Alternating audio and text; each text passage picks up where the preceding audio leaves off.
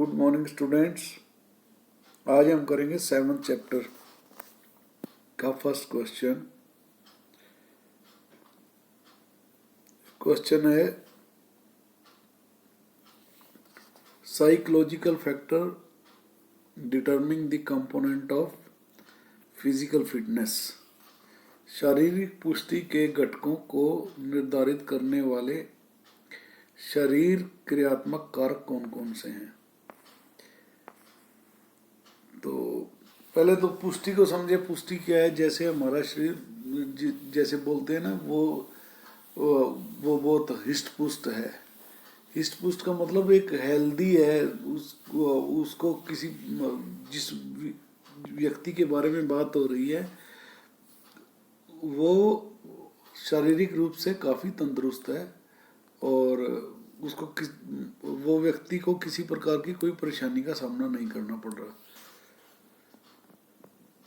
तो शारीरिक क्रिया विज्ञान जीवित प्राणियों की क्रियाशीलता का वैज्ञानिक अध्ययन है। इसमें किसी जीव की तंत्र कोशिकाएं, अंग तथा जैविक अणुओं की रासायनिक तथा भौतिक क्रियाएं शामिल होती हैं। यह जीवों की विभिन्न गतिविधियों के विषय में चर्चा करता है। यह ऊतकों तथा जीवित प्राणियों की गतिविधियों का अध्ययन करता है। नियमित व्यायाम शारीरिक क्रियात्मक गतिविधियों को सुधारता है। यानी अगर हम डेली एक्सरसाइज करेंगे तो इसमें सुधार होता चला जाएगा तथा शरीर की दक्षता भी बढ़ेगी, यानी कि एक्सपर्ट भी होता जाएगा। शारीरिक पुष्टि को निर्धारित करने वाले कई शारीरिक कारक हैं। वो कौन कौन से हैं? शक्ति है, गति है, सहन शक्ति है, लचक है। तो अब इसमें ये जितने भी कारक हैं तो इसमें हम सबसे पहले जो लेके चलेंगे वो आएगा स्ट्रेंथ का। पहले हम स्ट्रेंथ का करेंगे, फिर स्पीड का करेंगे, फिर उसके बाद एंडोरेंस और फ्लेक्सिबिलिटी। तो यहाँ हम देख रहे हैं इसने पहला ए दिया है इसको, साइकोलॉजिकल फैक्टर डिटरमिनिंग स्ट्रेंथ। तो पहला इसमें दिया है इन्होंने मांसपेशियों का आकार। मांसपेशियों से आकार का मतलब यह है कि अगर व्यक्ति शारीरिक रूप से सुदृढ़ है, उसकी बॉडी अच्छी है या वेट भी ठीक है शरीर का, हाइट भी अच्छी है, तो वो उसमें शक्ति ज़्यादा होगी। उसकी बॉडी जो है वो ज़्यादा शक्तिशाली होगी, जो कि एक कमज़ोर व्यक्ति के बराबर उस तुलना में अगर उसको देखा जाए तो मांसपेशियों का आकार शक्ति को निर्धारित करता है। बड़ी मांसपेशियां अधिक शक्ति उत्पन्न करती हैं। शक्ति परीक्षण के विभिन्न तरीकों जैसे भार प्रशिक्षण के द्वारा मांसपेशियों के आकार को बढ़ाया जा सकता है। जैसे जिम के अंदर जा के, यानी जहाँ पे आप अपनी मांसपेशियों को ज़्यादा बढ़ाना चाहते हैं, जैसे कुछ लोग शोल्डर्स पे ज़्यादा ध्यान देते हैं, कोई बाइसेप्स पे ज़्यादा ध्यान देते हैं, तो वहाँ यहाँ जो है इसको चेंज किया जा सकता है। उसके बाद आ जाता है बॉडी वेट। भारी व्यक्ति हल्के व्यक्तियों से ज़्यादा ताकतवर होते हैं। भारी भारोत्तोलक अपेक्षाकृत अधिक भार उठा लेते हैं। यानी कि अगर मान लो जब ये वेट उठाने का कंपटीशन होता है तो वो भी इसी आधार पे होता है कि 60 किलोग्राम वर्ग में कितने पार्टिसिपेंट्स हैं, उसके बाद 70 केजी वर्ग में कितने हैं। तो ये डिपेंड करता है कि आदमी का शारीरिक भार कितना है। उसके बाद आ जाता है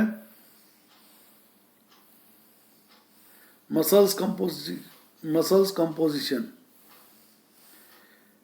मांसपेशीय संरचना। प्रत्येक मांसपेशी में 2 प्रकार की मांसपेशियों के फाइबर होते हैं, अर्थात फास्ट ट्विच फाइबर जिसको व्हाइट ब्लड सेल्स भी बोलते हैं, तथा slow switch fibre red cells भी बोलते हैं। फास्ट ट्विच तथा स्लो ट्विच फाइबर की प्रतिशत मात्रा आनुवंशिकता पर निर्धारित होती है, यानी ये पेरेंटल ही हर व्यक्ति के अंदर आते हैं। इसे प्रशिक्षण के द्वारा बदला भी जा सकता है, क्योंकि जब अगर हम कोई ट्रेनिंग करते हैं या फिजिकल एक्टिविटी करते हैं तो उसमें ये बढ़ने शुरू हो जाते हैं,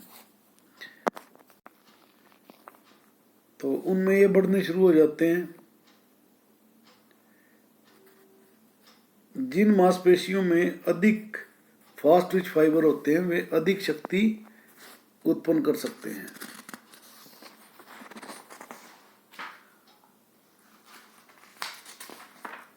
और उसके बाद आ जाता है इसमें